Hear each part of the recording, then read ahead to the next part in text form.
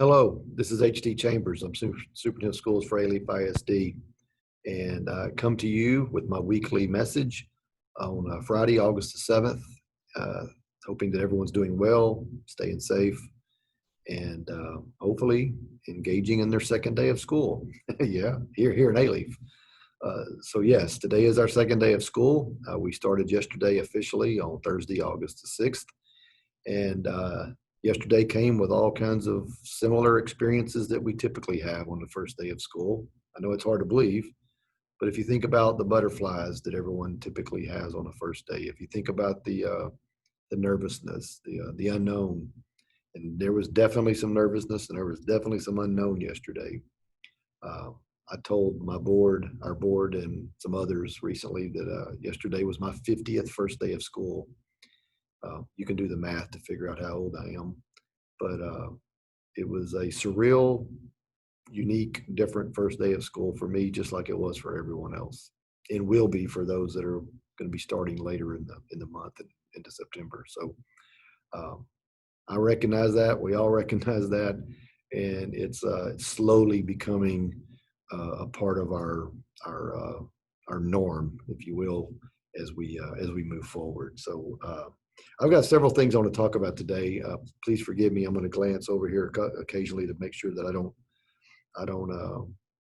get out of line here. But I want to talk a little bit about yesterday, or talk a lot about yesterday, and moving forward with the next several days and weeks of school.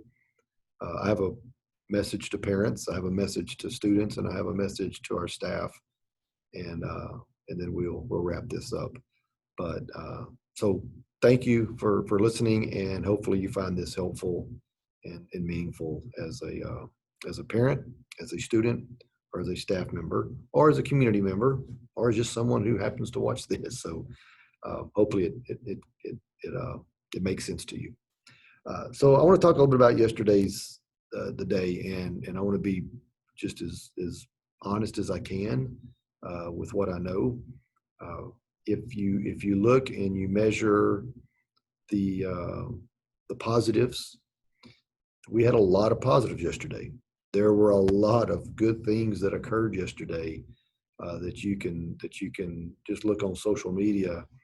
And I realize social media doesn't cover the entire gamut of everyone's experience, so please understand I know that.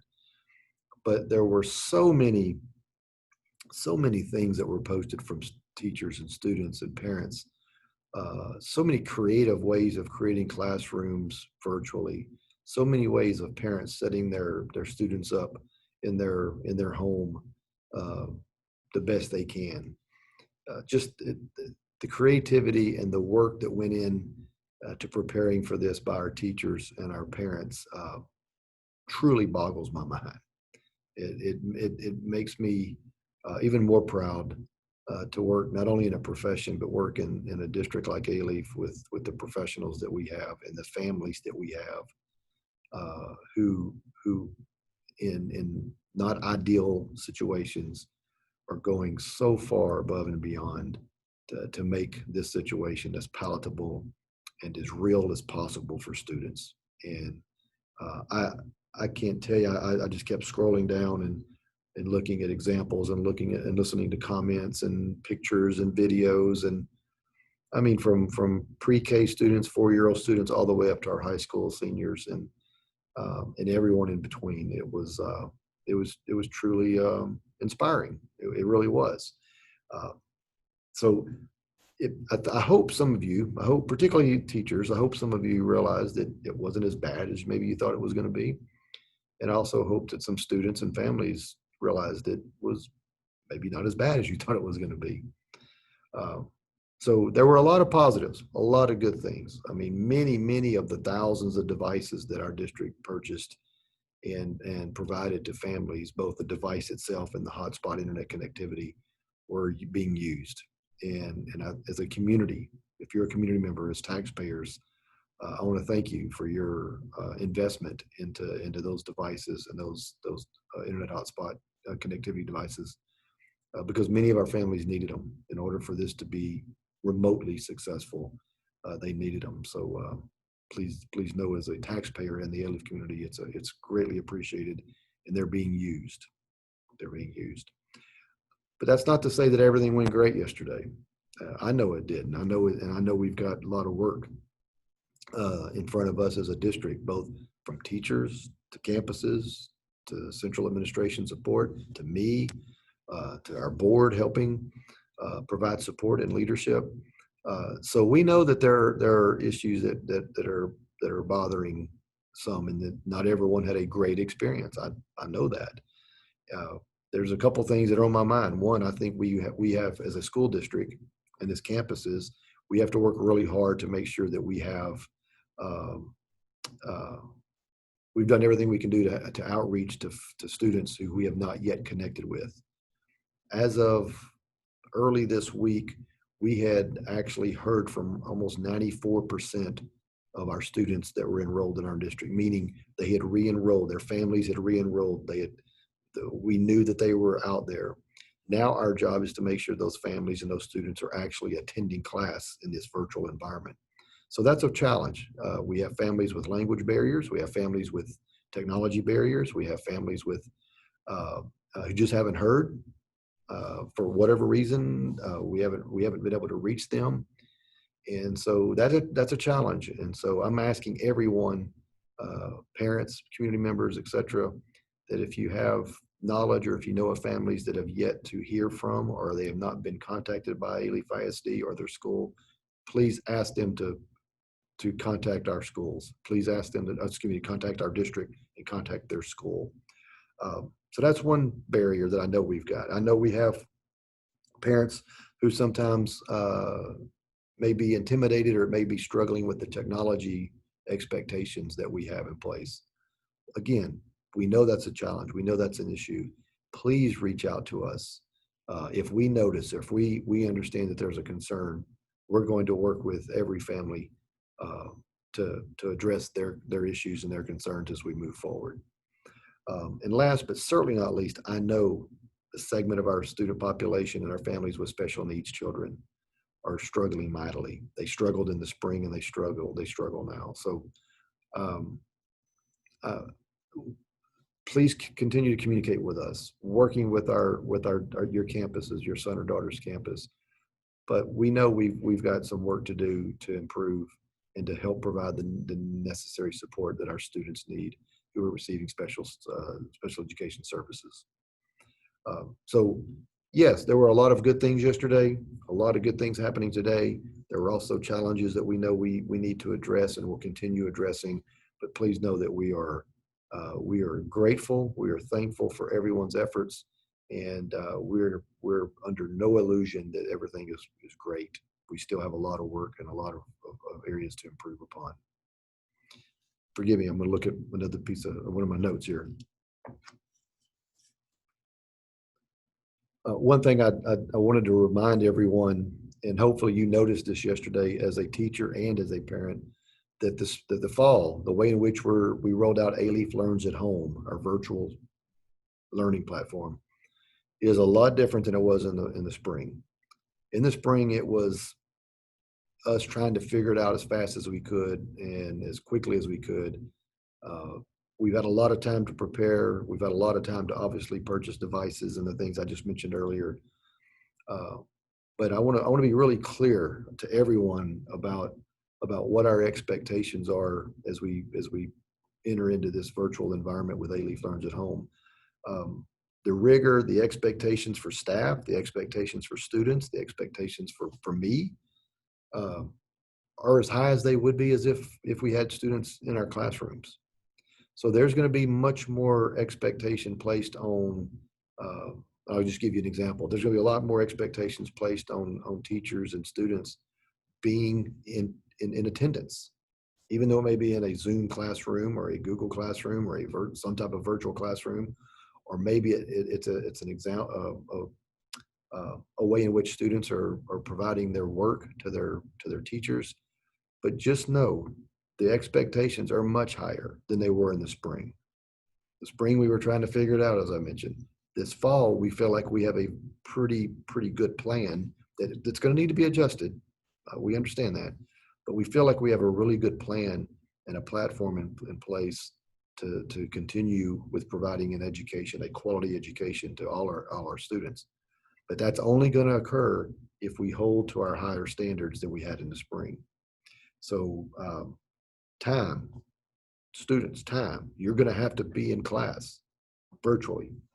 And as teachers are well aware of, they're going to have to spend more time teaching and making sure that they're covering the content with the students that they're assigned. And so I just want to, this general idea of expectations is a real thing. It's different. It's higher. It must be higher. And I would hope you would expect it to be higher. So what you're going to experience, hopefully what you saw yesterday and what you're seeing today, and as we move forward into the coming weeks, is much different, 180 degrees different than what it was in the spring. But please know this, and I want to make sure particularly teachers, I want you to be aware, we're working to provide additional adjustments and additional guidance in terms of synchronous and asynchronous amount of time that you as a teacher are online with your students. There is some structure. I think you know that. There is going to need, and I'm going to expect some structure to what classrooms look like, to the amount of time that we ask students to participate in those classrooms. But we're also going to modify and adjust as needed so that we provide you as a teacher the flexibility that you need to not only do your job, but also take care of whatever's happening in your own household. We're hoping that for those of you who have students in other districts right now, those children are not in school. So hopefully by us starting a little bit earlier, you can get into a rhythm or into a flow of how your work day looks like at home. And then that would help you better transition to when your child actually begins attending their virtual school in their district. But please know, there is structure. We expect structure. There's going to be, like I said, higher expectations. But we're gonna modify and adjust to the best of our ability so that it does not put teachers and other staff members who are working with students every day in any more difficult situation than it already is. Forgive me, please. All right, this message is for students. Just got through talking about standards and expectations. You are expected to be in school virtually.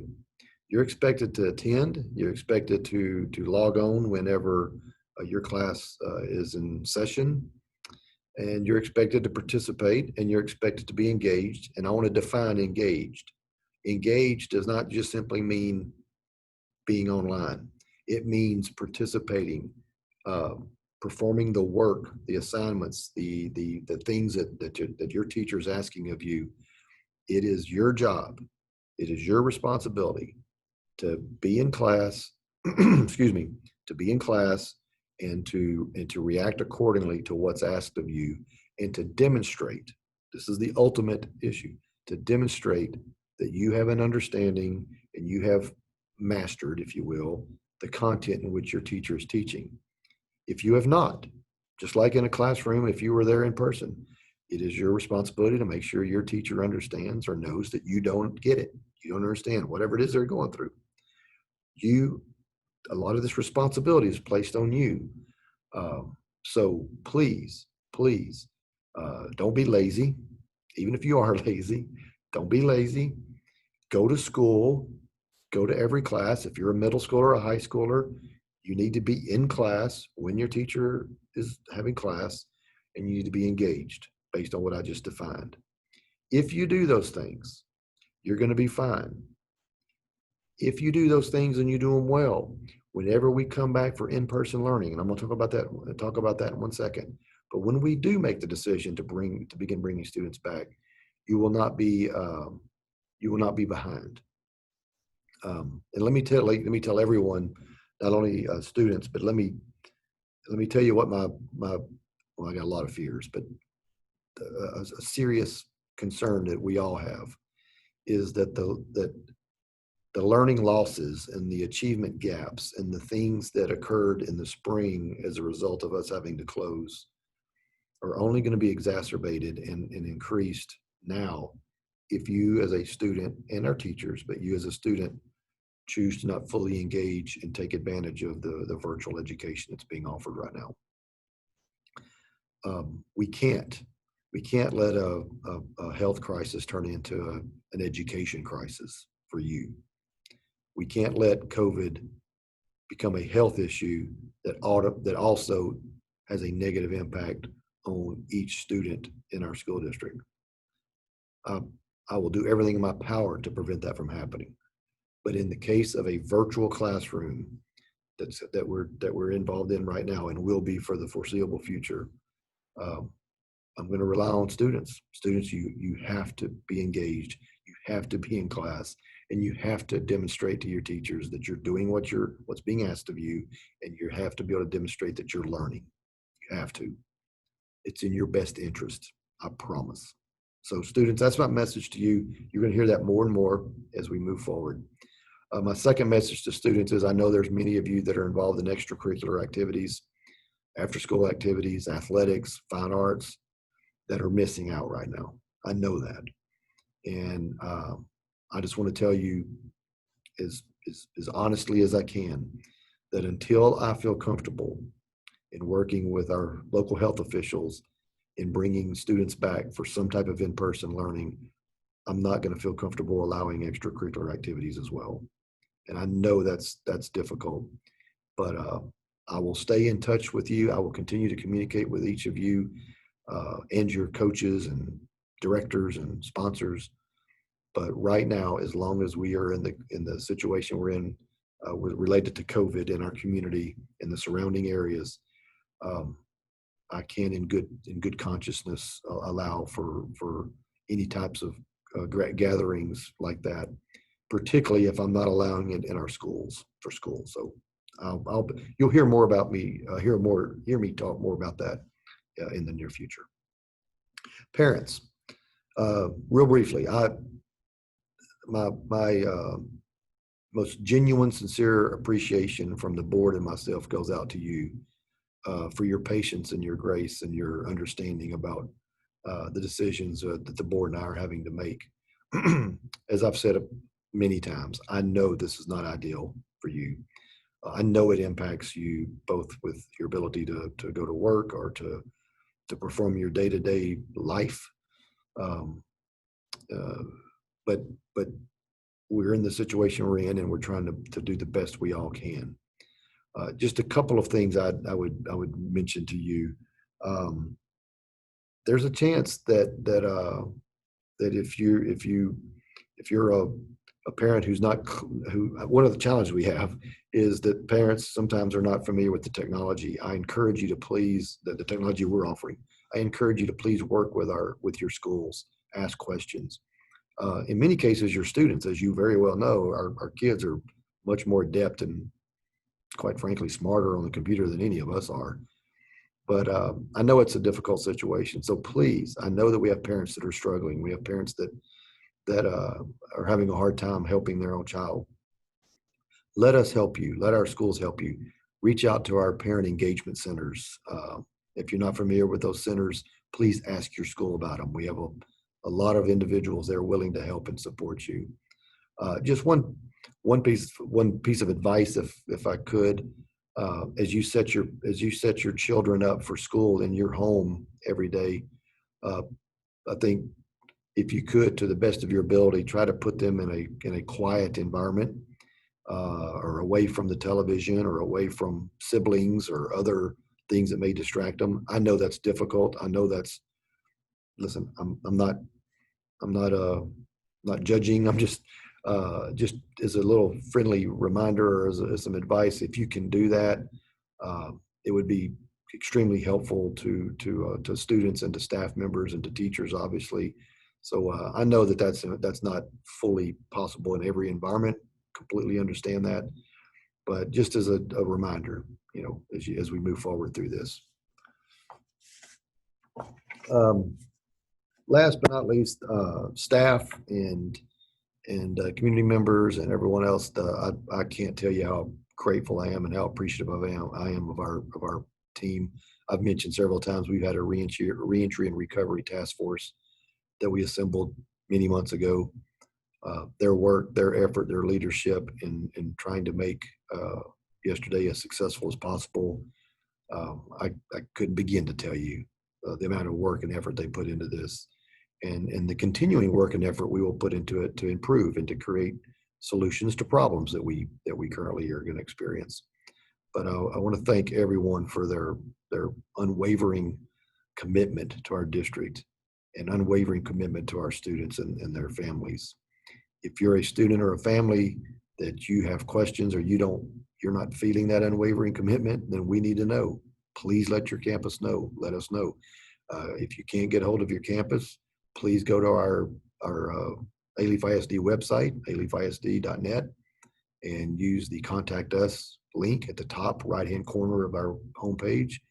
And please let us know. Ask us to look into whatever your concern is or your question is. And we will do the best we can to answer those questions. I guess the last thing I will say is that we are going to continually work with our local health officials. One of the things I want people to have is some hope. We are going to get to a point where we can bring students and staff back for in-person learning as soon as possible. We are working with our local health officials. They are going to be putting out some metrics and some guidance here in the next several days, week or so, that will give us kind of a guiding light or a North Star to what type of data points should we be working towards. Data points meaning positive COVID cases in our community, positive COVID cases in our zip codes, transmission rates, hospitalization rates, ICU beds being used for COVID patient rates, all these variables that are involved. And as soon as they put those out, then the board and myself are going to challenge the Alief community to basically meet those goals, those objectives, so that we can consider bringing students back to school and we can begin having after school activities and UIL activities. But guys, until we get the COVID cases in a better position in our community, we're going to have to remain in a virtual environment. So I'm counting on every one of you. All of us are counting, not just me. All of us are counting on each of us, including me, to do our part. Practice social distancing, practice wearing masks, practice washing your hands, continue doing all the things that are just being talked about every day, day after day after day. They're talked about because they work. We will keep an eye on that as a district, and I will be communicating with you more extensively on what and when and how might in-person schools start. But right now, until our cases get better, we're going to remain in Alief Earns at home and work towards getting to an environment in which it's safe and healthy for our students and staff. So I hope this was helpful. I hope it was answered some questions. I know there's a lot of unanswered questions, but just know this: I'm proud to be a part of this district. Proud to be. I'm honored to work in a community that values education the way the Alief Independent School District does. I'm honored to work in a community where parents care. I made a comment to did an interview the other day with the local media and basically reiterated in my 36 years of being in this profession, I've never met a parent who didn't want anything but the best for his or her child. And I've never met an educator that doesn't want the best for their students. And between those two things, the parent wanting the best and teachers and educators wanting the best, we will get through Alief Earns at home. We will get through this virtual environment for however long it takes. And we will not allow a student's education to suffer. So that's my commitment. As I mentioned earlier, students, you're going to have to meet us halfway. Families, you're going to have to help us too. But we will do everything in our power to make sure we fulfill our commitment. So with that, thank you. God bless to everyone. Have a great weekend, and I'll be visiting with you next week. Take care.